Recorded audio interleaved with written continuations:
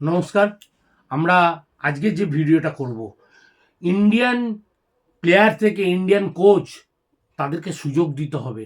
কেন বলছি এই কথাটা আজকে বলুন তো?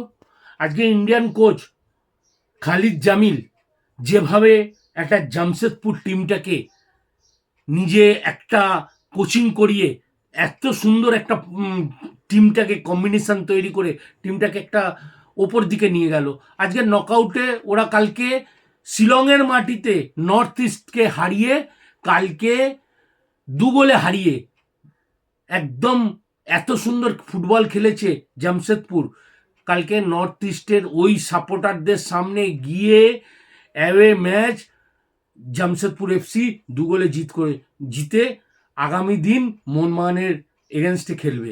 আজকে খালিদ জামিল যেভাবে টিমটাকে নিয়ে প্রথম দিন থেকে, প্রথমে একটু আপসেট রেজাল্ট হচ্ছিল, হতেই পারে, তারপরে আস্তে আস্তে টিমটা কম্বিনেশন এসছে, ছন্দে এসছে। সেই ছন্দটাকে ধরে রাখতে, সেই ছন্দটা ধরে রাখাই একটা কোচের মেন দায়িত্ব। তার রিজার্ভ বেঞ্চটাকে স্ট্রং করা, সেইভাবে দাঁড়িয়ে টিমটাকে একটা ভালো পজিশনে নিয়ে এসছে। নকআউটে আগামী দিন মোহনবাগানের সঙ্গে খেলা, নিশ্চয়ই ভালো রেজাল্ট মোহনবাগানের সঙ্গে সাময়িকভাবে পেরে ওঠার কথা না, কতটা হাড্ডাহাড্ডি লড়াই দিতে পারে সেটাই দেখার।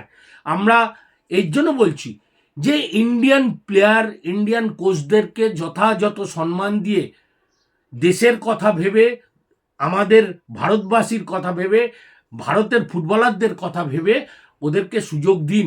ওরা সুযোগ পেলে নিশ্চয়ই আশানুরূপ কিছু ফল নিশ্চয়ই করবে। নিজের বেটারমেন্ট সবাই চায়, নিশ্চয়ই বেটার ফুটবল খেলবে বা বেটার কোচিং করাবে।